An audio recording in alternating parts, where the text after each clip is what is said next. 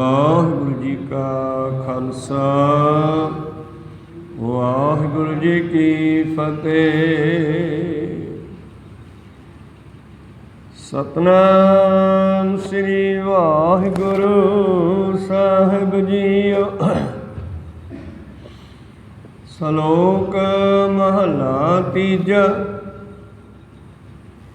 ਕਲਮ ਜਲਿਓ ਸਣਮ ਸਵਾਣੀਐ, ਕਾਗਦ ਪੀ ਜਲ ਜਾਓ। ਲਿਖਣ ਵਾਲਾ ਜਲ ਬਲਿਓ, ਜਿਨ ਲਿਖਿਆ ਦੂਜਾ ਬਾਓ। ਕਲਮ ਜਲਿਓ ਸਣਮ ਸਵਾਣੀਐ, ਕਾਗਦ ਪੀ ਜਲ ਜਾਓ। ਲਿਖਣ ਵਾਲਾ ਜਲ ਬਲਿਓ, ਜਿਨ ਲਿਖਿਆ ਦੂਜਾ ਭਾਉ। ਨਾਨਕ ਪੂਰਬ ਲਿਖਿਆ ਕਮਾਵਨਾ, ਅਵਰ ਨ ਕਰਨਾ ਜਾਏ। ਨਾਨਕ ਪੂਰਬ ਲਿਖਿਆ ਕਮਾਵਨਾ, ਅਵਰ ਨ ਕਰਨਾ ਜਾਏ। ਵਾਹਿਗੁਰੂ। ਇਹ ਪਵਿੱਤਰ ਬਚਨ ਰਾਗ ਸ੍ਰੀ ਰਾਗ ਕੀ ਵਾਰ ਸ਼੍ਰੀ ਗ੍ਰੰਥ ਸਾਹਿਬ ਮਹਾਰਾਜ ਜੀ ਦੇ ਪਵਿੱਤਰ ਅੰਗ 84 ਉੱਪਰ ਸੁਭਾਏਮਾਨ। ਪੌੜੀਆਂ ਚੌਥੇ ਪਾਤਸ਼ਾਹ ਜੀ ਦੀਆਂ ਅਤੇ ਸ਼ਲੋਕ ਤੀਸਰੇ ਪਾਤਸ਼ਾਹ ਜੀ ਦਾ, ਜਿਸ ਦਾ ਪਾਠ ਆਪ ਜੀ ਨੇ ਸਰਵਣ ਕੀਤਾ। ਧੰਨ ਧੰਨ ਸ੍ਰੀ ਗੁਰੂ ਅਮਰਦਾਸ ਮਹਾਰਾਜ ਜੀ ਨੇ ਇਹ ਸ਼ਬਦ ਕਦੋਂ ਰਚਿਆ? ਇਸ ਦੀ ਉਥਾਨਕਾ ਹੈ ਕਿ ਜਿਸ ਵੇਲੇ ਧੰਨ ਧੰਨ ਸ੍ਰੀ ਗੁਰੂ ਅਮਰਦਾਸ ਮਹਾਰਾਜ ਜੀ ਦੇ ਕੋਲ ਇੱਕ ਬਾਣੀਆ, ਇੱਕ ਸੇਠ ਆਇਆ ਔਰ ਉਸਨੇ ਬੇਨਤੀ ਕੀਤੀ, ਮਹਾਰਾਜ ਮੈਨੂੰ ਇੱਕ ਕਲਮ, ਸਿਆਹੀ ਦਵਾਤ ਅਤੇ ਕਾਗਜ਼ ਦੇ ਦਿਓ। ਗੁਰੂ ਪਾਤਸ਼ਾਹ ਨੇ ਪੁੱਛਿਆ ਕੀ ਕਰੇਗਾ? ਕਹਿਣ ਲੱਗਿਆ, ਮਹਾਰਾਜ ਮੈਂ ਨਾ ਗੁਰੂ ਘਰ ਦਾ ਹਿਸਾਬ ਕਿਤਾਬ ਰੱਖਿਆ ਕਰਾਂਗਾ। ਜੋ ਗੁਰੂ ਘਰ ਦਾ ਹਿਸਾਬ ਕਿਤਾਬ ਹੈ ਉਹ ਲਿਖਿਆ ਕਰਾਂਗਾ, ਤਾਂ ਕਿ ਪਤਾ ਲੱਗੇ ਕਿੰਨੀ ਆਮਦਨ ਹੈ, ਕਿੰਨਾ ਖਰਚਾ ਹੈ। ਮੈਂ ਆਪ ਜੀ ਦੇ ਹਜ਼ੂਰੀ ਵਿੱਚ ਮੁਨਸ਼ੀ ਦੀ ਡਿਊਟੀ ਕਰ ਲਵਾਂਗਾ। ਧੰਨ ਧੰਨ ਸ੍ਰੀ ਗੁਰੂ ਅਮਰਦਾਸ ਮਹਾਰਾਜ ਜੀ ਫਿਰ ਇਹ ਸ਼ਬਦ ਉਚਾਰਨ ਕਰਕੇ ਕਹਿੰਦੇ ਹਨ, ਸਿੱਖਾ ਇਹ ਕਲਮ ਵੀ ਸੜ ਜਾਣੀ ਹੈ ਔਰ ਸਿਆਹੀ ਵੀ ਮੁੱਕ ਜਾਣੀ ਹੈ। ਲਿਖਣ ਵਾਲੇ ਦੇ ਕਾਗਜ਼ ਜਿਹੜੇ ਹਨ ਉਹ ਵੀ ਇੱਕ ਦਿਨ ਸੜ ਜਾਣੇ ਹੈ, ਖਤਮ ਹੋ ਜਾਣੇ ਹੈ। ਇੱਥੋਂ ਟੇਕ ਕੇ ਲਿਖਣ ਵਾਲਾ ਜਲ ਬਲਿਓ, ਲਿਖਣ ਵਾਲਾ ਵੀ ਖਤਮ ਹੋ ਜਾਣਾ। ਜਿਨ ਲਿਖਿਆ ਦੂਜਾ ਭਾਉ, ਜਿਸ ਨੇ ਇਹ ਦਵੈਤ ਲਿਖੀ, ਜਿਹਨੇ ਚੰਗਾ ਮਾੜਾ ਲਿਖਿਆ, ਜਿਹਨੇ ਆਪਣਾ ਪਰਾਇਆ ਲਿਖਿਆ। ਧੰਨ ਗੁਰੂ ਅਮਰਦਾਸ ਮਹਾਰਾਜ ਜੀ ਕਹਿੰਦੇ, ਤੂੰ ਦਵੈਤ ਨੂੰ ਪ੍ਰਗਟ ਕਰੇਗਾ, ਤੂੰ ਅਦਵੈਤ ਨੂੰ ਪ੍ਰਗਟ ਕਰ ਖਾਂ ਵੀ ਹਰ ਥਾਂ ਤੇ ਪਰਮੇਸ਼ਰ ਵਸਦਾ। ਦਵੈਤ ਤਾਂ ਹਰੇਕ ਹੀ ਪ੍ਰਗਟ ਕਰ ਦੂਗਾ, ਦਵੈਤ ਦਾ ਕੀ ਹੈ? ਕਹਿੰਦੇ ਜੀ ਉਹ ਕਿਵੇਂ? ਕਹਿੰਦੇ ਸਤਿਗੁਰਾਂ ਦੇ ਕੋਲ ਇੱਕ ਸੇਵਾਦਾਰ ਹੈ, ਉਹ ਸੇਵਾਦਾਰ ਜਦ ਸਤਿਗੁਰਾਂ ਦੇ ਕੋਲ ਦੀ ਲੰਘਣ ਲੱਗਿਆ ਧੰਨ ਧੰਨ ਸ੍ਰੀ ਗੁਰੂ ਅਮਰਦਾਸ ਮਹਾਰਾਜ ਜੀ ਨੇ ਉਸ ਨੂੰ ਬੁਲਾਇਆ, ਜੋ ਕਿ ਝਿਉਰ ਸੀ, ਮਾਸ਼ਕੀ ਸੀ। ਮਸ਼ਕ ਦੇ ਨਾਲ ਗੁਰੂ ਘਰ ਦਾ ਪਾਣੀ ਭਰਦਾ ਸੀ। ਉਸ ਮਾਸ਼ਕੀ ਨੂੰ ਆਪਣੇ ਕੋਲ ਸੱਦਿਆ ਤੇ ਕਹਿਣ ਲੱਗੇ, ਉਹ ਭਾਈ ਤੂੰ ਤਾਂ ਪਰਮੇਸ਼ਰ ਹੈ, ਤੂੰ ਤਾਂ ਬ੍ਰਹਮ ਹੈ। ਉਹ ਕਹਿਣ ਲੱਗਿਆ, ਜੀ ਮੈਂ ਕਿੱਥੇ ਬ੍ਰਹਮ, ਮੈਂ ਤਾਂ ਇੱਕ ਪਾਪੀ ਜੀਵ ਹਾਂ, ਝਿਉਰ ਹਾਂ, ਪਾਣੀ ਭਰਦਾ ਰਹਿਣਾ। ਸਤਿਗੁਰੂ ਅਮਰਦਾਸ ਮਹਾਰਾਜ ਜੀ ਕਹਿੰਦੇ, ਦੇਖ ਸਿੱਖਾ ਪੰਡਤਾ, ਤੂੰ ਕਾਸ਼ੀ ਦਾ ਪੜ੍ਹਿਆ ਹੋਇਆ ਹੈ, ਇਹ ਸਾਡਾ ਝਿਉਰ ਕਦੇ ਸਕੂਲ ਦੇ ਕੋਲ ਨਹੀਂ ਟੱਪਿਆ। ਇਹਨੂੰ ਪੁੱਛਿਆ ਵੀ ਤੂੰ ਬ੍ਰਹਮ ਹੈ, ਕਹਿੰਦਾ ਮੈਂ ਤਾਂ ਜੀ ਕਿੱਥੇ ਬ੍ਰਹਮ, ਮੈਂ ਤਾਂ ਇੱਕ ਪਾਪੀ ਜੀਵ ਹਾਂ। ਇਹ ਦਵੈਤ ਤਾਂ ਸਾਰੇ ਹੀ ਪੈਦਾ ਕਰ ਦੇਣਗੇ। ਸਵਾਲ ਤਾਂ ਹੈ ਜੇ ਕਿਤੇ ਅਦਵੈਤ ਪ੍ਰਗਟ ਕੀਤੀ ਜਾਵੇ, ਭਾਵ ਹਰ ਥਾਂ 'ਤੇ ਪਰਮੇਸ਼ਰ ਨੂੰ ਦਿਖਾਇਆ ਜਾਵੇ। ਜਿਵੇਂ ਸੰਤਾਂ ਮਹਾਂਪੁਰਸ਼ਾਂ ਬ੍ਰਹਮ ਗਿਆਨੀਆਂ ਦਾ ਕੰਮ ਹੈ ਸਭ ਦੇ ਵਿੱਚ ਪਰਮੇਸ਼ਰ ਨੂੰ ਦੇਖਣਾ ਤੇ ਸਭ ਨੂੰ ਪਰਮੇਸ਼ਰ ਜਾਣਨਾ। ਘਟ ਘਟ ਮੈਂ ਹਰਜੂ ਵਸੈ, ਸੰਤਨ ਕਹਿਓ ਪੁਕਾਰ। ਤਾਂ ਉਸ ਵੇਲੇ ਉਸ ਬ੍ਰਾਹਮਣ ਨੇ ਫਿਰ ਚਰਨੀ ਪੈ ਕੇ ਮਾਫੀ ਮੰਗੀ। ਮਹਾਰਾਜ ਕਹਿਣ ਲੱਗੇ, ਤੂੰ ਕੀ ਲਿਖੇਂਗਾ ਲੋਕਾਂ ਦੇ ਕਰਮ? ਇਹੀ ਲਿਖੇਗਾ ਫਲਾਣੇ ਨੇ ਮਾਇਆ ਇੰਨੀ ਦਿੱਤੀ, ਫਲਾਣਾ ਲੈ ਗਿਆ, ਫਲਾਣਾ ਚੋਰੀ ਕਰ ਗਿਆ। ਇਹ ਤਾਂ ਜੀਵਾਂ ਦੇ ਪਹਿਲਾਂ ਲਿਖੇ ਹੋਏ ਕਰਮ ਹਨ ਤੇ ਜਿਹੋ ਜਿਹੇ ਕਰਮ ਹੈ ਦੁਨੀਆ ਕਰੀ ਜਾਂਦੀ ਹੈ। ਕੋਈ ਵਸਤੂਆਂ ਇੱਥੇ ਧਰ ਗਿਆ, ਕੋਈ ਚੱਕ ਕੇ ਲੈ ਗਿਆ, ਕੋਈ ਸਤਨਾਮ ਸ੍ਰੀ। ਇਹ ਕਰਮ ਹੈ ਮਨੁੱਖ ਦੇ, ਕਰੀ ਜਾਂਦਾ ਹੈ।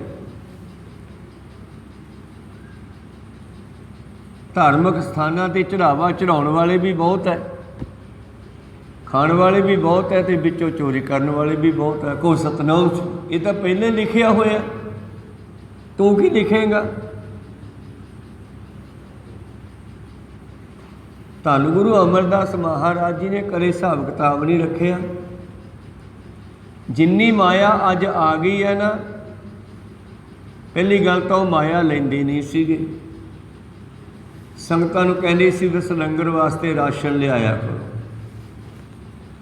ਤੇ ਜਿੰਨਾ ਰਾਸ਼ਨ ਅੱਜ ਆ ਗਿਆ ਉਹ ਸਾਰਾ ਆਥਣ ਤੱਕ ਪਕਾ ਦੇਣਾ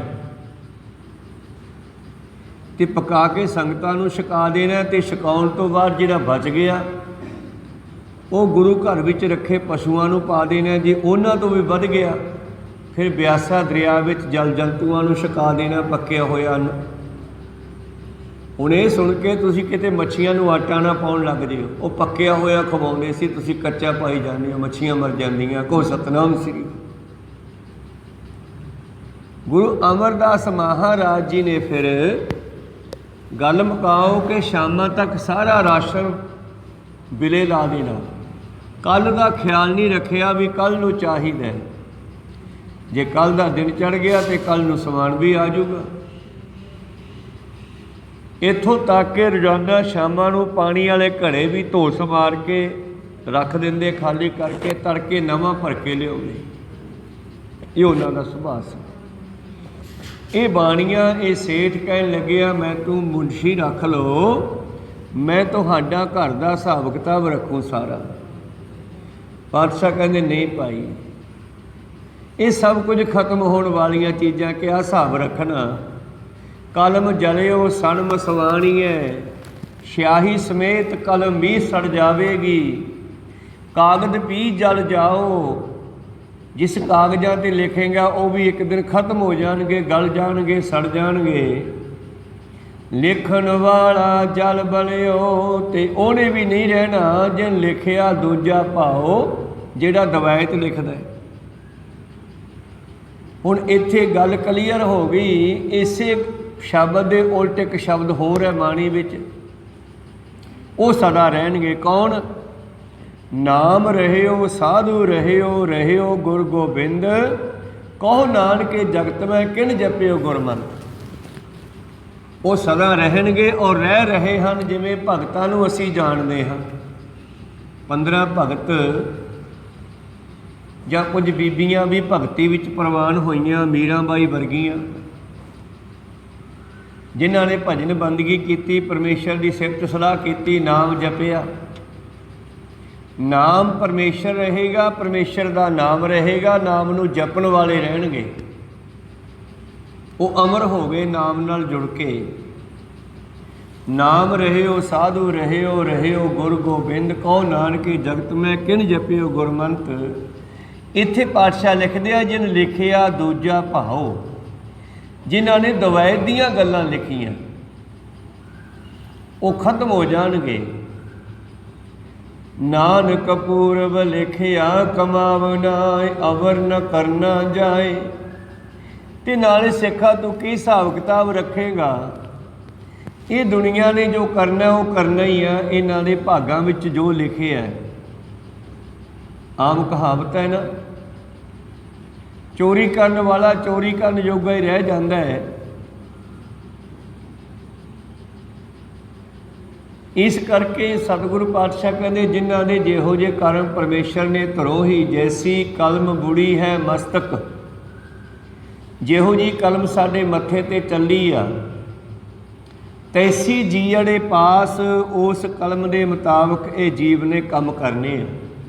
ਆਪਾਂ ਕੀ ਲਿਖਣੇ ਆ? ਪਹਿਲੇ ਲਿਖੇ ਹੋਏ ਆ, ਛੱਡ ਖਹਿੜਾ। ਤੂੰ ਦਵੈਤ ਅਦਵੈਤ ਦੀਆਂ ਗੱਲਾਂ ਕਰੇਗਾ, ਇਹਨਾਂ ਨੂੰ ਛੱਡ ਕੇ ਤੂੰ ਕਿਉਂ ਨਾ ਪਰਮੇਸ਼ਰ ਦੀ ਸਿਫਤ ਕਰੇ, ਉਹਦੀ ਵਡਿਆਈ ਕਰੇ, ਤਾਂ ਕਿ ਸਾਡੇ ਨਾਲ ਜਾਵੇ। ਮਹਲਾ ਤੀਜਾ। ਨਾਮ ਨੂੰ ਛੱਡ ਕੇ, ਪਰਮੇਸ਼ਰ ਦੇ ਸਿਮਰਨ ਨੂੰ ਛੱਡ ਕੇ ਹੋਰ ਕੂੜ ਪੜ੍ਹਨਾ, ਕੂੜ ਬੋਲਣਾ ਬੇਕਾਰ ਹੈ, ਝੂਠਾ ਹੈ। ਕੂੜ, ਤੁਸੀਂ ਕੂੜਾ ਸ਼ਬਦ ਵਰਤਦੇ ਹੋ। ਜਿਹੜੀਆਂ ਵਸਤੂਆਂ ਘਰੇ ਵਰਤਣ ਯੋਗ ਨਹੀਂ, ਉਹਨਾਂ ਨੂੰ ਅਸੀਂ ਕੂੜ ਕਬਾੜ ਕਹਿ ਦਿੰਦੇ ਹਾਂ, ਚੱਕ ਕੇ ਬਾਹਰ ਸੁੱਟ ਦਿੰਦੇ ਹਾਂ, ਖਤਮ ਹੋਣ ਵਾਲੀਆਂ। ਇਸੇ ਤਰ੍ਹਾਂ ਹੀ ਕੂੜ ਦਾ ਮਤਲਬ ਹੈ ਝੂਠ, ਜੋ ਖਤਮ ਹੋਣ ਵਾਲਾ ਹੈ। ਉਹਨੂੰ ਅਸੀਂ ਕਿਆ ਪੜ੍ਹਨਾ ਤੇ ਕਿਆ ਲਿਖਣਾ ਛੱਡ ਸੇਠਾ, ਇਹੋ ਜਿਹੇ ਕੰਮ ਨਹੀਂ ਆਪਾਂ ਕਰਨੇ। ਹੋਰ ਕੂੜ ਪੜ੍ਹਨਾ, ਕੂੜ ਬੋਲਣਾ, ਮਾਇਆ ਨਾਲ ਪਿਆਰ, ਇਹ ਸਭ ਝੂਠ ਦੀਆਂ ਗੱਲਾਂ, ਖਤਮ ਹੋਣ ਵਾਲੀਆਂ ਗੱਲਾਂ ਹਨ। ਇਹ ਮਾਇਆ ਦੇ ਬਾਰੇ ਕਿਆ ਲਿਖਣਾ ਹੈ, ਇਹ ਝੂਠ ਬਾਰੇ ਕਿਆ ਲਿਖਣਾ ਹੈ, ਤੇ ਕਿਆ ਪੜ੍ਹਨਾ ਤੇ ਕਿਆ ਬੋਲਣਾ ਹੈ। ਨਾਨਕ ਬਿਨ ਨਾਵੇਂ ਕੋ ਥਿਰ ਨਹੀਂ। ਇਹ ਲਿਖਿਆ ਤੇਰਾ ਕਿੰਨਾ ਕੁ ਚਿਰ ਰਹੂਗਾ? ਪਤਾ ਨਹੀਂ ਕਿੰਨੇ ਲੋਕ ਕਿਤਾਬਾਂ ਭਰ ਭਰ ਕੇ ਲੇਖੇ ਜੋਖੇ ਦੀਆਂ ਧਰ ਗਏ, ਤੇ ਕਿੰਨਿਆਂ ਦੀਆਂ ਖਤਮ ਹੋ ਗਈਆਂ, ਕਿੰਨਿਆਂ ਦੀਆਂ ਪਈਆਂ ਉਹ ਵੀ ਖਤਮ ਹੋ ਜਾਣਗੀਆਂ। ਜਿਸ ਵੇਲੇ ਧੰਨ ਧੰਨ ਸ਼੍ਰੀ ਗੁਰੂ ਨਾਨਕ ਦੇਵ ਮਹਾਰਾਜ ਜੀ ਨੂੰ ਪਾਂਧੇ ਗੋਪਾਲ ਦੇ ਕੋਲ ਪੜ੍ਹਨ ਵਾਸਤੇ ਲੈ ਕੇ ਛੱਡ ਕੇ ਗਏ, ਉਹਨਾਂ ਦੇ ਪਿਤਾ ਜੀ, ਪਿਤਾ ਮਹਿਤਾ ਕਾਲੂ ਜੀ, ਜਿਨ੍ਹਾਂ ਦਾ ਪੂਰਾ ਨਾਮ ਹੈ ਮਹਿਤਾ ਕਲਿਆਣ ਦਾਸ ਜੀ। ਕਾਲੂ ਉਹਨਾਂ ਦਾ ਛੋਟਾ ਨਾਮ ਰੱਖਿਆ ਗਿਆ, ਉਹ ਹੀ ਮਸ਼ਹੂਰ ਹੋ ਗਿਆ। ਪੂਰਾ ਨਾਮ ਹੈ ਮਹਿਤਾ ਕਲਿਆਣ ਦਾਸ ਜੀ। ਤੇ ਪੰਡਿਤ ਗੋਪਾਲ ਕੋਲੇ, ਪਾਂਧੇ ਕੋਲੇ, ਉਸਤਾਦ ਕੋਲੇ, ਮਾਸਟਰ ਕੋਲੇ ਪੜ੍ਹਨ ਵਾਸਤੇ ਛੱਡ ਗਏ। ਪਹਿਲੇ ਦਿਨ ਤਾਂ ਜਿਵੇਂ ਪਾਂਧੇ ਨੇ ਪੜ੍ਹਾਇਆ ਉਵੇਂ ਪੜ੍ਹਦੇ ਆ। ਸ਼ਾਮਾਂ ਨੂੰ ਘਰੇ ਗਏ, ਮਾਤਾ ਪੁੱਛਦੀ ਆ, ਮੇਰਾ ਪੁੱਤ ਆ ਗਿਆ, ਕੀ ਪੜ੍ਹ ਕੇ ਆਇਆ, ਮੈਨੂੰ ਸੁਣਾ। ਤੇ ਬਾਬੇ ਨਾਨਕ ਨੇ ਜਿਹੜੇ ਦੂਣੀ ਦੇ ਪਹਾੜੇ ਜਾਂ ਹੋਰ ਕੁਝ ਸਿਖਾਇਆ ਸੀ ਪਾਂਧੇ ਨੇ, ਉਹ ਸਾਰਾ ਕੁਝ ਸੁਣਾ ਦਿੱਤਾ। ਪਾਂਧਾ ਹੈਰਾਨ ਵੀ ਹੋਇਆ ਵੀ ਇਹ ਬੱਚਾ ਕਿਤੇ ਪਹਿਲਾਂ ਹੀ ਪੜ੍ਹਿਆ ਲੱਗਦਾ। ਇੱਕ ਵਾਰੀ ਕਹਿਣਾ ਦੂਜੀ ਵਾਰ ਸਿੱਖ ਜਾਂਦਾ ਹੈ। ਜਦ ਦੂਜੇ ਦਿਨ ਛੱਡ ਕੇ ਆਏ ਤੇ ਪਾਂਧਾ ਫਿਰ ਕਹਿੰਦਾ, ਆ ਬਈ ਨਾਨਕ ਪੜ੍ਹੀਏ। ਧੰਨ ਗੁਰੂ ਨਾਨਕ ਦੇਵ ਜੀ ਬੱਚਿਆਂ ਵਿੱਚੋਂ ਉੱਠ ਕੇ ਕੋਲੇ ਆ ਗਏ। ਹਾਂ ਵੀ ਪੜ੍ਹ, ਪਰ ਗੁਰੂ ਨਾਨਕ ਦੇਵ ਜੀ ਬੋਲਦੇ ਨਹੀਂ। ਜਦੋਂ ਬਹੁਤਾ ਬੋਲੇ ਪੰਡਿਤ ਪਾਂਧਾ ਗੋਪਾਲ ਬੱਚਿਆਂ ਦੀ ਨਿਆਈ ਕਹਿੰਦਾ, ਮੈਂ ਤੇਥੋਂ ਪੁੱਛਦਾ ਕੁਛ ਬੋਲਦਾ ਨਹੀਂ। ਬੋਲ ਪੜ੍ਹ, ਤੂੰ ਕੱਲ੍ਹ ਇੰਨਾ ਵਧੀਆ ਪੜ੍ਹਿਆ, ਅੱਜ ਕੀ ਹੋ ਗਿਆ? ਗੁਰੂ ਨਾਨਕ ਦੇਵ ਜੀ ਬੋਲਦੇ ਨਹੀਂ। ਕਹਿੰਦਾ ਮੈਂ ਤੇਰੀ ਛਟੀ ਮਾਰੂੰਗਾ, ਜੇ ਮਾਰ ਕੇ ਡੰਡਾ ਮਾਰੂੰਗਾ। ਉਦੋਂ ਛਟੀਆਂ ਹੁੰਦੀਆਂ ਹੱਥ ਵਿੱਚ ਤੂਤ ਦੀਆਂ। ਮੈਂ ਤੇਰੀ ਛਟੀ ਮਾਰੂੰਗਾ, ਤੂੰ ਪੜ੍ਹਦਾ ਨਹੀਂ। ਧੰਨ ਗੁਰੂ ਨਾਨਕ ਦੇਵ ਜੀ ਬੋਲ ਪਏ, ਕਹਿੰਦੇ ਪਾਂਧਾ ਜੀ ਕੀ ਮੈਨੂੰ ਪੜ੍ਹਾਓਗੇ ਤੁਸੀਂ? ਤੁਸੀਂ ਕੀ ਪੜ੍ਹੇ ਹੋ ਜਿਹੜਾ ਮੈਨੂੰ ਪੜ੍ਹਾਉਣਾ ਚਾਹੁੰਦੇ ਹੋ? ਪਾਂਧਾ ਗੋਪਾਲ ਕਹਿੰਦਾ ਮੈਂ ਤੈਨੂੰ ਸਾਰਾ ਕੁਝ ਸਿਖਾਊਂਗਾ, ਤੇਰੇ ਬਾਪੂ ਵਾਲਾ ਕੰਮ ਤੂੰ ਕਰ ਸਕਦਾ। ਖੇਤਾਂ ਦੀ ਵੰਡ ਕਰਨੀ, ਘਰਾਂ ਦੀ ਵੰਡ ਕਰਨੀ, ਕੋਠੇ ਜੋੜਨੇ ਔਰ ਪਹਾੜੇ, ਇਹ ਸਾਰੇ ਤੂੰ ਕੱਲ੍ਹ ਪੜ੍ਹੇ ਸੀ। ਉਵੇਂ ਜਿਵੇਂ ਜੋ ਪਟਵਾਰ ਦਾ ਕੰਮ ਹੈ, ਲੇਖੇ ਜੋਖੇ ਦਾ ਸਾਰਾ ਸਿਖਾਵਾਂਗਾ। ਧੰਨ ਗੁਰੂ ਨਾਨਕ ਦੇਵ ਜੀ ਕਹਿੰਦੇ ਪਾਂਧਾ ਜੀ ਇਹ ਲੇਖਾ ਮੈਂ ਨਹੀਂ ਪੜ੍ਹਨਾ। ਫਿਰ ਕਹਿੰਦੇ ਇਹਨਾਂ ਲੇਖਿਆਂ ਦੇ ਪੜ੍ਹਿਆਂ ਤਾਂ ਬੰਦੇ ਨੂੰ ਫਾਹੇ ਪੈਂਦੇ ਆ, ਤੂੰ ਉਹ ਲੇਖਾ ਪੜ੍ਹਾ ਜਿਹਦੇ ਨਾਲ ਫਾਹੇ ਕੱਟੇ ਜਾਣ। ਗੋਪਾਲ ਹੈਰਾਨ ਹੋ ਗਿਆ ਵੀ ਇਹ ਬੱਚਾ ਕਿਹੋ ਜਿਹੀਆਂ ਗੱਲਾਂ ਕਰਦਾ।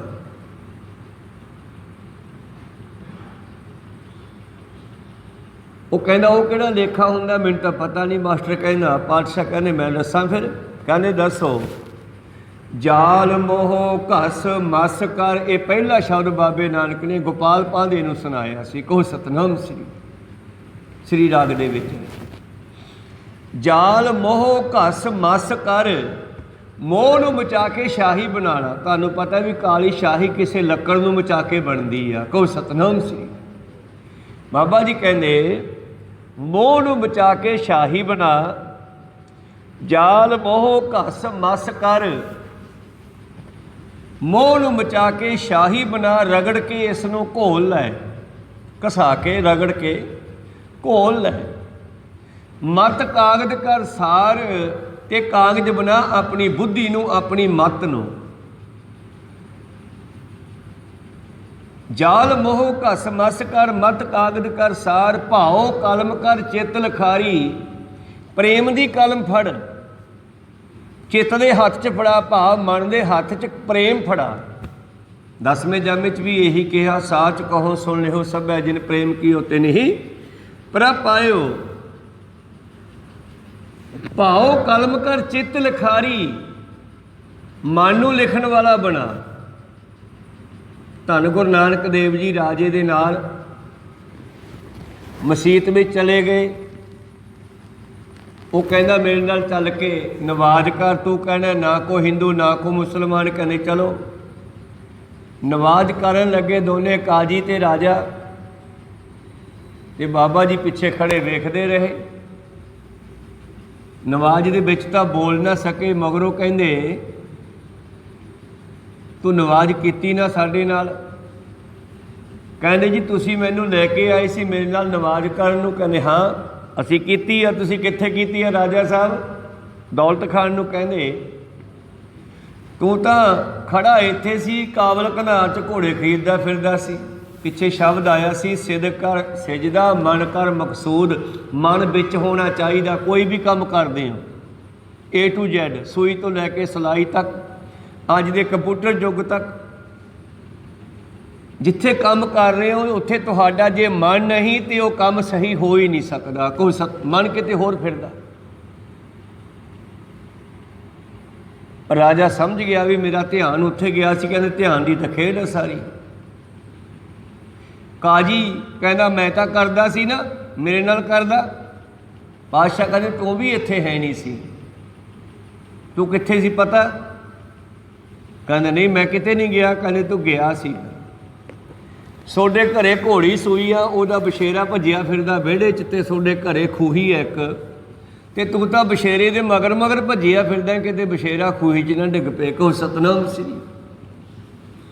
ਰਾਜਾ ਹੱਸ ਪਿਆ ਤੇ ਨਾਲੇ ਕਾਜੀ ਨੂੰ ਪੁੱਛਦਾ ਸੱਚੀ ਦੱਸ ਗਿਆ ਸੀ ਖਿਆਲ? ਕਹਿੰਦੇ ਹਾਂ।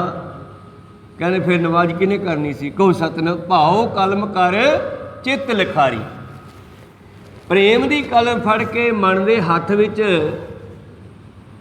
ਚਿੱਤ ਨੂੰ, ਮਨ ਨੂੰ ਲਿਖਾਰੀ ਬਣਾਓ ਤੇ ਲਿਖੋ ਆਪਣੀ ਬੁੱਧੀ ਵਿੱਚ। ਕਿਆ ਕਾਗਜ਼ਾਂ 'ਤੇ ਲਿਖਣਾ? ਕਲਮ ਜਲਿਓ ਸਨਮ ਸਵਾਣੀ ਹੈ, ਕਾਗਜ਼ ਪੀ ਜਲ ਜਾਓ। ਬਾਬਾ ਜੀ ਕਹਿੰਦੇ ਜਾਲ ਮੋਹ ਘਸ ਮਸ ਕਰ ਮਤ ਕਾਗਦ ਕਰ ਸਾਰ ਭਾਉ ਕਲਮ ਕਰ ਚਿੱਤ ਲਿਖਾਰੀ। ਤੇ ਨਾਲੇ ਲਿਖਣ ਤੋਂ ਪਹਿਲਾਂ ਗੁਰੂ ਨੂੰ ਪੁੱਛ ਲਈ। ਬੱਚਾ ਮਾਸਟਰ ਨੂੰ ਪੁੱਛਦਾ, ਅਸੀਂ ਹਰ ਗੱਲ ਗੁਰੂ ਤੋਂ ਸਿੱਖਦੇ ਹਾਂ, ਕੋਈ ਵੀ ਕੰਮ ਸ਼ੁਰੂਆਤ 'ਚ ਆਪੇ ਨਹੀਂ ਕਰਦੇ, ਪਹਿਲਾਂ ਕਿਤੋਂ ਸਿੱਖਦੇ ਹਾਂ A to Z। ਕੋਈ ਵੀ ਕੰਮ ਹੈ ਪਰ ਇੱਕ ਪਰਮੇਸ਼ਰ ਹੈ ਜਿਹੜਾ ਆਪ ਸਭ ਕੁਝ ਜਾਣਦਾ ਹੈ। ਧੰਨ ਗੁਰੂ ਨਾਨਕ ਦੇਵ ਜੀ ਮਹਾਰਾਜ ਕਹਿਣ ਲੱਗੇ, ਗੁਰ ਪੁੱਛ, ਗੁਰੂ ਨੂੰ ਮਿਲ ਕੇ ਗੁਰ ਪੁੱਛ ਲਿਖ ਵਿਚਾਰ। ਗੁਰੂ ਨੂੰ ਪੁੱਛ ਕੇ ਲਿਖ। ਇਸ ਮੇਰੀ ਫੱਟੀ ਦੇ ਉੱਤੇ ਲਿਖਣਾ ਕੀ ਆ? ਲਿਖ ਨਾਮ ਸਾਲਾਹ ਲਿਖ। ਪ੍ਰਹਿਲਾਦ ਨੂੰ ਵੀ ਜਦ ਪੜ੍ਹਨੇ ਪਾਇਆ ਤੇ ਉਹ ਵੀ ਕਹਿੰਦਾ ਮੇਰੀ ਪੱਟੀਆ ਲਿਖ ਦਿਓ ਸ਼੍ਰੀ ਗੋਪਾਲ, ਮੇਰਾ ਔਰ ਪੜ੍ਹਨ ਸਿਓ ਨਹੀਂ ਨਿਕਾਜ। ਜਿਤ ਘਟੈ ਮੂਲ ਨਿਤ ਬੜੈ ਬਿਆਜ।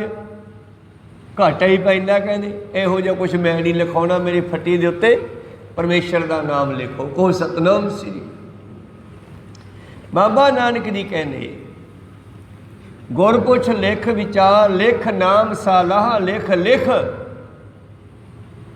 ਅਖੀਰ ਤੇ ਆਏ ਨਾ ਕਹਿੰਦੀ ਮੈਂ ਸਾਰਾ ਕੁਛ ਲਿਖਤਾ, ਥੱਲੇ ਲਿਖਦੇ ਹਜੇ ਰਹਿ ਗਿਆ, ਚੱਲਦਾ ਹੈ। ਲਿਖ ਅੰਤ ਨਾ ਪਾਰਾਵਾਰ। ਕਈ ਕਹਾਣੀਆਂ ਦੇ ਅਖੀਰ ਤੇ ਲਿਖਿਆ ਹੁੰਦਾ ਚੱਲਦਾ, ਹਜੇ ਕਹਾਣੀ ਪੂਰੀ ਨਹੀਂ ਹੋਈ। ਇਸੇ ਤਰ੍ਹਾਂ ਸਤਿਗੁਰਾਂ ਨੇ ਪਰਮੇਸ਼ਰ ਦੀ ਸਿਫਤ ਲਿਖੀ ਬਾਣੀ ਵਿੱਚ, ਪਰ ਕਈ ਥਾਵਾਂ ਤੇ ਇਹ ਲਿਖ ਦਿੱਤਾ ਹਜੇ ਪੂਰਾ ਨਹੀਂ ਹੋਇਆ। ਤੂੰ ਸਦਾ ਸਲਾਮਤ ਨਿਰੰਕਾਰ, ਵਾਰਿਆ ਨਾ ਜਾਵਾਂ ਇੱਕ ਵਾਰ। ਮੈਂ ਤੈਨੂੰ ਵਾਰ-ਵਾਰ ਲਿਖਾਂ ਤਾਂ ਵੀ ਪੂਰਾ ਨਹੀਂ ਆ ਸਕਦਾ। ਇੱਕ ਵਾਰ ਲਿਖ ਕੇ ਮੈਂ ਕਿਹਾ ਪੂਰਾ ਕਰ, ਮੈਂ ਵਾਰ-ਵਾਰ ਤੈਥੋਂ ਬਲਿਹਾਰੇ ਜਾਵਾਂ। ਜੋ ਤੁਧ ਭਾਵੈ ਸਾਈ ਭਲੀ ਕਾਰ, ਤੂੰ ਸਦਾ ਸਲਾਮਤ ਨਿਰੰਕਾਰ ਤੋਂ ਬੜਾ ਬੇਅੰਤ ਹੈ। ਲਿਖ ਨਾਮ ਸਾਲਾਹ ਲਿਖ। ਲਿਖ ਅੰਤ ਨਾ ਪਾਰਾਵਾਰ। ਬਾਬਾ ਮਾਸਟਰ ਜੀ ਨੂੰ ਬਾਬਾ ਕਹਿੰਦੇ ਸੀ, ਬਾਬਾ ਇਹੋ ਲੇਖਾ ਲਿਖ ਜਾਣ, ਆਹ ਲੇਖਾ ਲਿਖ। ਜੇ ਸਿਖਾਉਣਾ ਤੇ ਆਹ ਸਿਖਾ। ਹੁਣ ਇਹ ਤਾਂ ਵਿਚਾਰਾ ਗੋਪਾਲ ਜਾਣਦਾ ਹੀ ਨਹੀਂ। ਕਹੋ ਸਤਨਾਮ। ਸਿਖਾਉਣ ਵਾਲਾ ਪੁੱਛ ਰਿਹਾ ਮਾਸਟਰ ਨੂੰ। ਬਾਬਾ ਨਾਨਕ ਪਰਮੇਸ਼ਰ ਸਰੂਪ ਅੱਜ ਬੱਚਾ ਬਣ ਕੇ ਪਾਂਧੇ ਕੋਲ ਗਿਆ ਤੇ ਪਾਂਧੇ ਨੂੰ ਪੜ੍ਹਾ ਰਹੇ ਨੇ। ਲਿਖ ਨਾਮ ਸਲਾਹ ਲਿਖ। ਲਿਖ ਅੰਤ ਨਾ ਪਾਰਾਵਾਰ। ਬਾਬਾ ਇਹੋ ਲੇਖਾ ਲਿਖ ਜਾਣ, ਜਿੱਥੇ ਲੇਖਾ ਮੰਗੀਏ ਤਿੱਥੇ ਹੋਏ ਸੱਚਾ ਨਿਸ਼ਾਨ। ਜਿੱਥੇ ਹਿਸਾਬ ਕਿਤਾਬ ਹੋਵੇ ਨਾ ਉੱਥੇ ਇਹ ਲੇਖਾ ਛਡਾਊਗਾ। ਪਾਂਧਾ ਗੋਪਾਲ ਤਾਂ ਪੈਰੀਂ ਪੈ ਗਿਆ, ਕਹਿੰਦੇ ਯਾਰ ਤੂੰ ਤਾਂ ਬੱਚਾ ਨਹੀਂ ਹੈਗਾ। ਕਹੋ ਸਤਨਾਮ ਸ੍ਰੀ। ਔਰ ਦੁਪਹਿਰ ਦੀ ਛੁੱਟੀ ਤੱਕ ਕਹਿੰਦੀ ਅੱਜ ਪੜ੍ਹਾਇਆ ਬਾਬੇ ਨਾਨਕ ਨੇ ਪਾਂਧੇ ਨੂੰ, ਤੇ ਦੁਪਹਿਰੇ ਅੱਧੀ ਛੁੱਟੀ ਬਾਬਾ ਘਰੇ ਆ ਗਿਆ। ਤੇ ਮਾਤਾ ਤ੍ਰਿਪਤਾ ਕਹਿੰਦੀ ਪੁੱਤ ਤੂੰ ਅੱਜ ਛੇਤੀ ਭੱਜਿਆ ਆਇਆ ਸਕੂਲੋਂ, ਤੇਰਾ ਪਿਤਾ ਆ ਗਿਆ, ਤੇਰਾ ਬਾਪੂ ਆ ਗਿਆ, ਤੈਨੂੰ ਕੁੱਟੂਗਾ। ਕੀ ਸਿੱਖ ਕੇ ਆਇਆ ਸੁਣਾ ਮੈਨੂੰ। ਤੀਜੇ ਦਿਨ ਗੁਰੂ ਨਾਨਕ ਦੇਵ ਜੀ ਨੂੰ ਫੇਰ ਸੱਦਣ ਗਿਆ। ਜਦ ਮਹਿਤਾ ਕਾਲੂ ਮਾਸਟਰ ਦੇ ਕੋਲ ਛੱਡਣ ਲਈ ਗਿਆ ਤੇ ਮਾਸਟਰ ਕਹਿੰਦਾ ਮਹਾਰਾਜ ਤੁਹਾਡਾ ਬੱਚਾ ਤਾਂ ਪਹਿਲਾਂ ਹੀ ਪੜ੍ਹਿਆ ਪੜ੍ਹਾਇਆ, ਇਹ ਤਾਂ ਕੱਲ੍ਹ ਮੈਨੂੰ ਪੜ੍ਹਾ ਗਿਆ। ਕਹੋ ਸਤਨਾਮ ਸ੍ਰੀ। ਇਹਨੂੰ ਪੜ੍ਹਨ ਦੀ ਲੋੜ ਨਹੀਂ, ਇਹਦੇ ਪੜ੍ਹਨ ਦੇ ਖਹਿੜੇ ਨਾ ਪਾਓ, ਇਹ ਠੀਕ ਹੈ ਪੜ੍ਹਿਆ। ਦੱਸ ਕੀ ਪੜ੍ਹੇ ਸੀ ਬਾਬਾ ਨਾਨਕ ਜੀ? ਧੁਰੋਂ ਹੀ ਗਿਆਨ ਲੈ ਕੇ ਆਏ ਸੀ, ਬ੍ਰਹਮ ਗਿਆਨ ਜਿਹੜਾ ਦੁਨੀਆ ਵਿੱਚ ਵੰਡਿਆ। ਮੇਰੇ ਪ੍ਰੀਤਮ ਤੀਜੇ ਪਾਤਸ਼ਾਹ ਇਹੀ ਕਹਿੰਦੇ ਨੇ, ਹੋਰ ਕੂੜ ਪੜ੍ਹਨਾ ਕੂੜ ਬੋਲਣਾ, ਮਾਇਆ ਨਾਲ ਪਿਆਰ ਨਾਨਕ, ਬਿਨ ਨਾਵੇ ਕੋ ਥਿਰ ਨਹੀਂ। ਹਰੀ ਦੇ ਨਾਮ ਨਾਲ ਜੁੜਨ ਤੋਂ ਬਗੈਰ ਸਭ ਖਤਮ ਹੋਣ ਵਾਲਾ ਹੈ। ਪੜ੍ਹ ਪੜ੍ਹ ਹੋਏ ਖੁਆਰ। ਆ ਕਿੰਨੇ ਬੱਚੇ ਸਾਡੇ BA MA ਪਤਾ ਨਹੀਂ ਕਿੰਨੀਆਂ ਡਿਗਰੀਆਂ ਚੱਕੀ ਫਿਰਦੇ ਨੇ, ਪਰ ਜੇ ਜਪਜੀ ਸਾਹਿਬ ਦਾ ਪਾਠ ਪੜ੍ਹਨ ਨੂੰ ਕਹਿ ਦਈਏ ਕਹਿਣਗੇ ਇਹ ਤਾਂ ਆਉਂਦਾ ਹੀ ਨਹੀਂ ਸਾਨੂੰ। ਕੋਈ ਸਤਨਾਮ ਪੜ੍ਹਿਆ ਹੀ ਨਹੀਂ, ਉਹ ਤਾਂ ਜਿਹੜਾ ਜ਼ਰੂਰੀ ਕੰਮ ਹੈ ਉਹ ਪੜ੍ਹਿਆ ਹੀ ਨਹੀਂ ਗਾ। ਅਤੇ ਉਹ ਡਿਗਰੀਆਂ ਵੀ ਵਿਚਾਰਿਆਂ ਦੀਆਂ ਕੰਮ ਨਹੀਂ ਆ ਰਹੀਆਂ, ਦੁਖੀ ਹੋ ਰਹੇ ਹੈ। ਪੜ੍ਹ ਪੜ੍ਹ ਹੋਏ ਖੁਆਰ ਪੌੜੀ।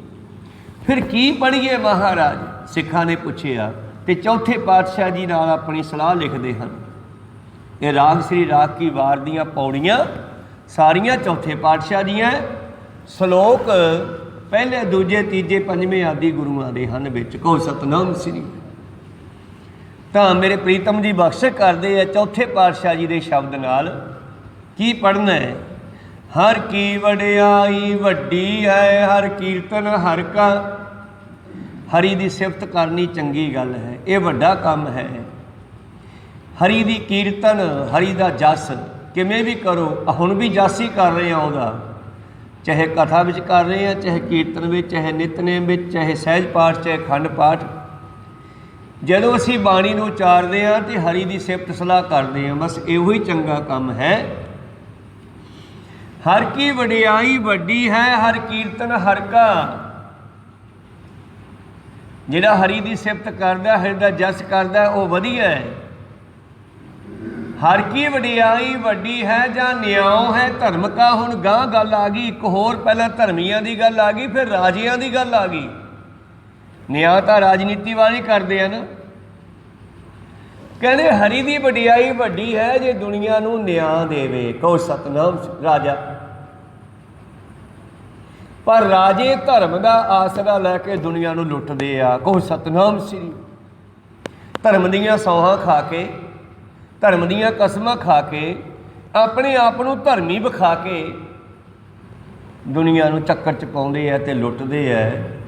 ਫਿਰ ਉਹਨਾਂ ਦੀ ਵਡਿਆਈ ਲੇਖੇ 'ਚ ਨਹੀਂ ਪੈਣੀ। ਹਰ ਕੀ ਵਡਿਆਈ ਤਾਂ ਵੱਡੀ ਹੈ, ਪਰ ਜੇ ਜੀਵਨ ਵਿੱਚ ਉਤਰ ਜਾਵੇ ਤਾਂ। ਕਹੋ ਸਤਨਾਮ ਸ੍ਰੀ। ਜੇ ਜੀਵਨ ਵਿੱਚ ਨਹੀਂ ਉਤਰੀ ਫਿਰ ਸਤਿਗੁਰ ਕੀ ਪ੍ਰਤੀਤ ਨ ਆਈਆ, ਸ਼ਬਦ ਨ ਲਾਗੋ ਭਾਓ, ਉਸ ਨੂੰ ਸੁੱਖ ਨ ਉਪਜੈ, 100 ਗੇੜਾ ਆਓ ਜਾਓ। ਫਿਰ ਦਿਨ ਵਿੱਚ ਦੀ ਭਾਵੇਂ 100 ਵਾਰੀ ਮੱਥਾ ਟੇਕ ਦੇਵੇ ਕੋਈ, 100 ਵਾਰੀ ਸਹੁੰ ਪਾ ਦੇਵੇ ਆਪਣੇ ਧਰਮ ਦੀ, ਉਹ ਕਿਤੇ ਵੀ ਪ੍ਰਵਾਨ ਨਹੀਂ ਹੋ ਸਕਦਾ, ਬਲਕਿ ਉਹ ਗੁਨਾਹਗਾਰ ਹੋ ਸਕਦਾ ਹੈ। ਕਹੋ ਸਤਨਾਮ ਸ੍ਰੀ। ਧਰਮ ਦੀਆਂ ਕਸਮਾਂ ਖਾ ਕੇ ਵੀ ਸੰਸਾਰ ਨੂੰ, ਜਨਤਾ ਨੂੰ ਜਿਹੜੇ ਰਾਜੇ ਨਿਆਂ ਨਹੀਂ ਕਰਦੇ। ਹਰੀ ਦੀ ਵਡਿਆਈ ਛੋਟੀ ਨਹੀਂ, ਬਹੁਤ ਵੱਡੀ ਹੈ, ਪਰ ਜੇ ਜੀਵਨ ਵਿੱਚ ਉਤਰ ਜਾਵੇ। ਹਰ ਕੀ ਵਡਿਆਈ ਵੱਡੀ ਹੈ ਜਾਂ ਨਿਆਉ ਹੈ ਧਰਮ ਕਾ। ਹਰ ਕੀ ਵਡਿਆਈ ਵੱਡੀ ਹੈ, ਹਰ ਕੀਰਤਨ ਹਰ ਕਾ। ਹਰੀ ਦੀ ਵਡਿਆਈ ਕਰਨੀ ਬਹੁਤ ਚੰਗੀ ਗੱਲ ਹੈ। ਜਾਂ ਫਲ ਹੈ ਜੀ ਕਾ। ਹਰੀ ਦੀ ਸਿਫਤ ਕਰਨਾ ਹੀ ਇਹ ਜੀਵ ਆਤਮਾ ਨੂੰ ਮਨੁੱਖਾ ਜੀਵਨ ਦਾ ਫਲ ਮਿਲਣਾ। ਭਈ ਪ੍ਰਾਪਤ ਮਨੁੱਖ ਦੇ ਹੁਰੀਆ, ਗੋਬਿੰਦ ਮਿਲ ਕੀ ਇਹੋ ਤੇਰੀ ਵਰੀਆ। ਅਵਰ ਕਾਜ ਤੇਰੇ ਕਿਤੈ ਨਾ ਕਾਮ, ਮਿਲ ਸਾਧ ਸੰਗਤ ਭਜ ਕੇਵਲ ਨਾਮ। ਇਸ ਕਰਕੇ ਹਰੀ ਦਾ ਸਿਫਤ ਕਰਿਆ ਕਰੋ। ਤੀਜੇ ਪਾਤਸ਼ਾਹ ਉਸ ਸੇਠ ਨੂੰ ਕਹਿੰਦੇ ਹਨ ਕਿ ਰਹਿਣ ਦੇ ਯਾਰ ਲਿਖਣ ਨੂੰ, ਤੂੰ ਇਹ ਗੱਲਾਂ ਛੱਡ ਖਹਿੜਾ। ਕਾਹਦਾ ਹਿਸਾਬ ਕਿਤਾਬ ਰੱਖਣਾ, ਇਹਦਾ ਕੋਈ ਹਿਸਾਬ ਕਿਤਾਬ ਨਹੀਂ ਹੈ ਮਾਇਆ ਦਾ। ਇੱਕ ਦਿਨ ਸਤਿਗੁਰੂ ਅਮਰਦਾਸ ਮਹਾਰਾਜ ਜੀ ਦੇ ਪੁੱਤਰ ਸੋਚਣ ਲੱਗੇ ਬੈਠੇ ਬੈਠੇ ਵੀ ਯਾਰ ਗੁਰੂ ਦੇ ਪੁੱਤਰ ਕਦੇ ਲੱਖ ਪੈਸਾ ਨਹੀਂ ਇਕੱਠਾ ਗਿਣ ਕੇ ਦੇਖਿਆ। ਕੋਈ ਸਤਨਾਮ ਸ੍ਰੀ।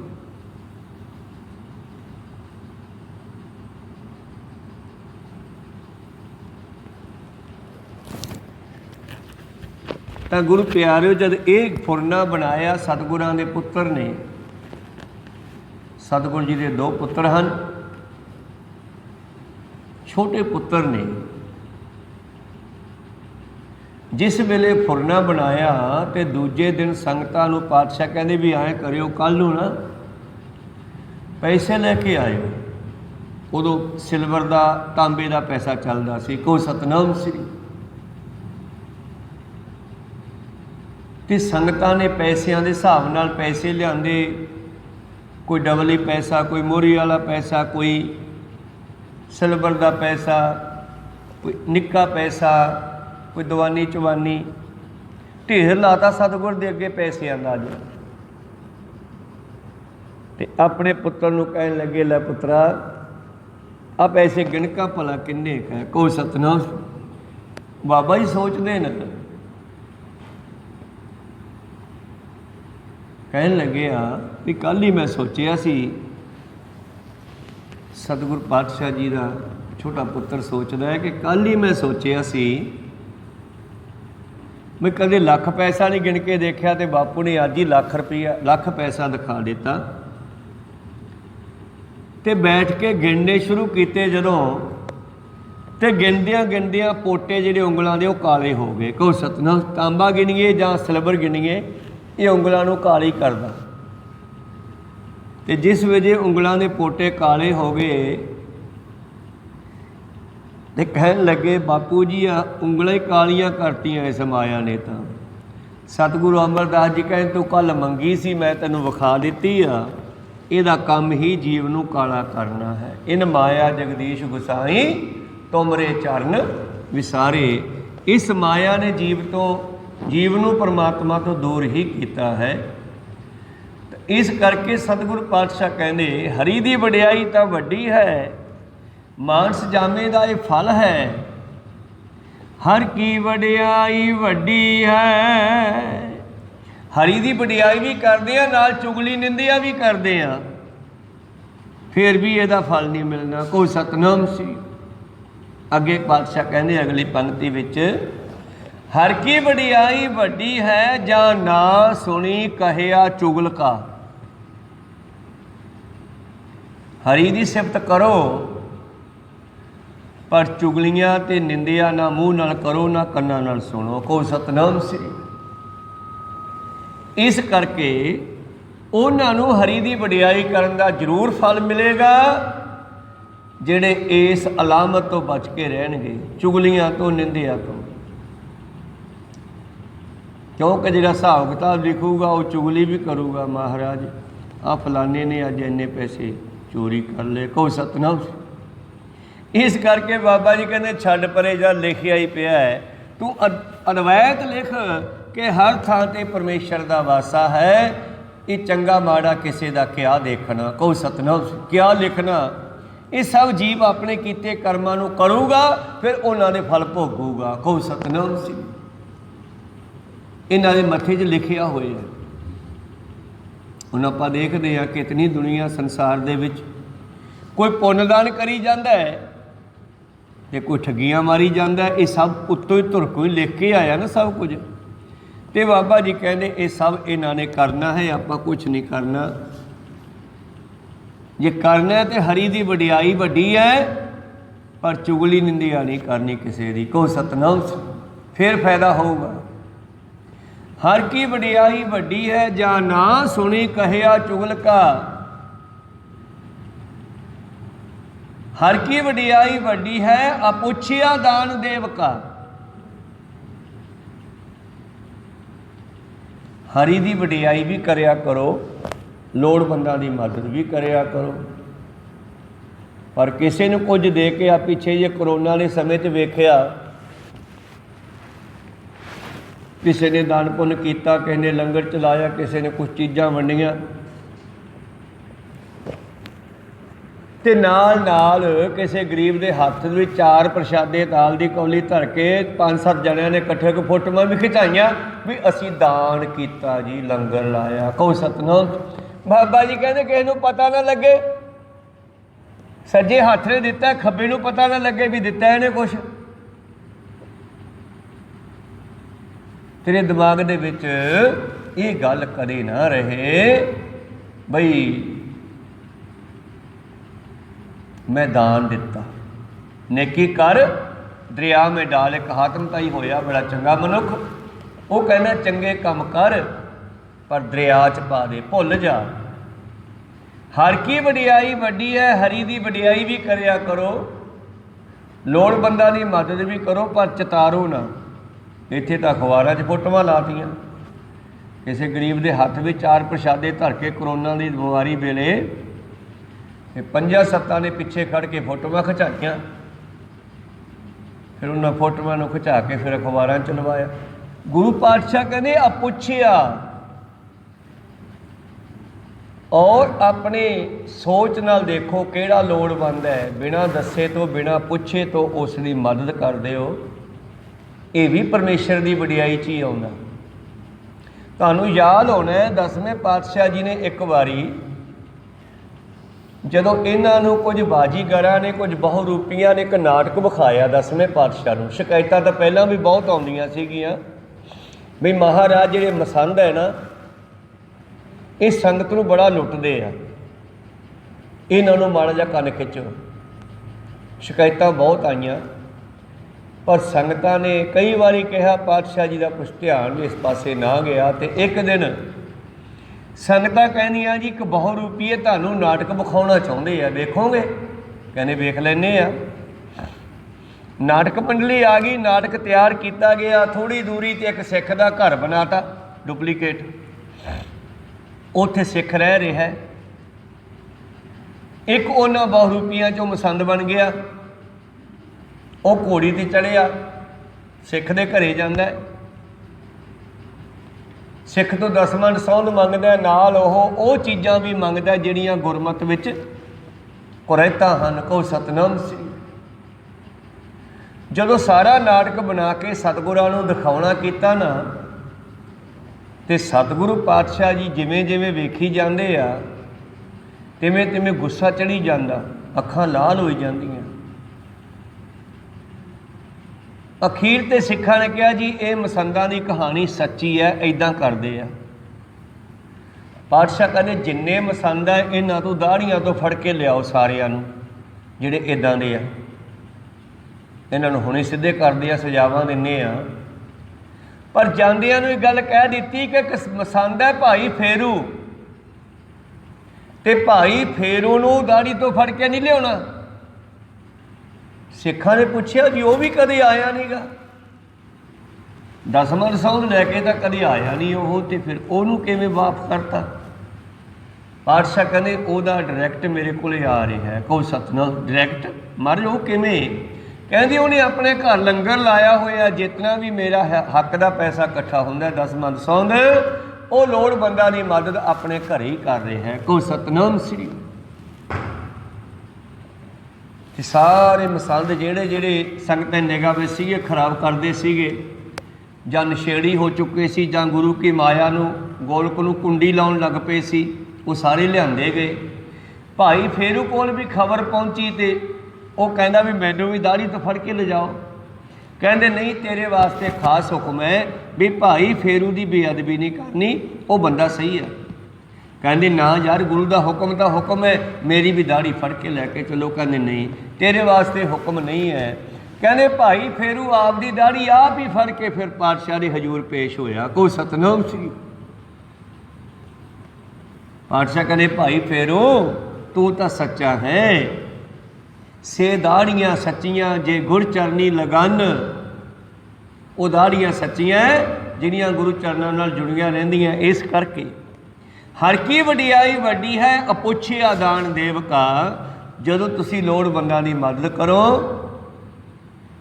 ਤੇ ਉਹ ਵੀ ਇੱਦਾਂ ਹੀ ਕਰੋ ਜਿਵੇਂ ਕਬੀਰ ਸਾਹਿਬ ਕਹਿੰਦੇ ਹੈ, ਨਾ ਹਮ ਕੀਆ ਨਾ ਕਰਾਂਗੇ, ਨਾ ਕਰ ਸਕੇ ਸਰੀਰ ਜੋ ਕੁਛ ਕੀਆ ਸੋ ਹਰ ਕੀਆ, ਭਇਓ ਕਬੀਰ ਕਬੀਰ। ਦੁਨੀਆ ਭਾਵੇਂ ਕੁਛ ਵੀ ਕਹਿੰਦੀ ਫਿਰੇ, ਪਰ ਤੁਸੀਂ ਕੁਛ ਨਹੀਂ ਕਹਿਣਾ। ਨੇਕੀ ਕਰ ਦਰਿਆ ਮੈਂ ਡਾਲ। ਇਹ ਸੀ ਤੀਜੇ ਪਾਤਸ਼ਾਹ ਜੀ ਦੇ ਬਚਨ। ਚੌਥੇ ਪਾਤਸ਼ਾਹ ਜੀ ਦੀ ਪੌੜੀ। ਅਗਲਾ ਸਲੋਕ ਫਿਰ ਤੀਜੇ ਪਾਤਸ਼ਾਹ ਜੀ ਦਾ ਹੈ। ਸਲੋਕ ਮਹੱਲਾ ਤੀਜਾ। ਹਉ ਹਉ ਕਰਤੀ ਸਭ ਮੋਈ, ਸੰਪੋ ਕਿਸੇ ਨਾ ਨਾਲ। ਹਉ ਹਉ ਮੇਰਾ ਮੇਰਾ ਮੇਰਾ ਮੇਰਾ ਕਰਦੀ ਦੁਨੀਆ ਮਰੀ ਜਾਂਦੀ ਹੈ, ਪਰ ਸੰਪੋ ਸੰਪਤੀ, ਗੱਡੀਆਂ ਕਾਰਾਂ ਮੋਟਰਾਂ ਪੈਸਾ ਸੋਨਾ ਚਾਂਦੀ ਜੋ ਦੁਨੀਆ ਨੇ ਇਕੱਠਾ ਕਰਕੇ ਘਰੇ ਰੱਖਿਆ ਹੋਇਆ, ਇਹ ਕਿਸੇ ਨਾਲ ਨਹੀਂ ਗਿਆ। ਬਲਕਿ ਜਾਂਦੇ ਹੋਏ ਦੁਖੀ ਹੋਏ ਪਛਤਾਏ, ਦੂਜੇ ਭਾਏ ਦੁੱਖ ਪਾਇਆ, ਇਸ ਦਵੈਤ ਕਰਕੇ ਦੁਖੀ ਹੋਏ। ਸਭ ਜੋ ਹੀ ਜਮਕਾਲ, ਜਦੋਂ ਉਹਨਾਂ ਨੂੰ ਜਮਦੂਤਾਂ ਨੇ ਫੜ ਲਿਆ। ਇਹ ਸ਼ਬਦ ਦੀ ਵਿਚਾਰ ਆਪਾਂ ਕੱਲ੍ਹ ਨੂੰ ਸਰਵਣ ਕਰਾਂਗੇ। ਹੁਣ ਸਮਾਂ ਸਮਾਪਤੀ 'ਤੇ ਆ, ਇੱਥੇ ਰੋਕਣ ਦੀ ਆਗਿਆ ਬਖਸ਼ੋ।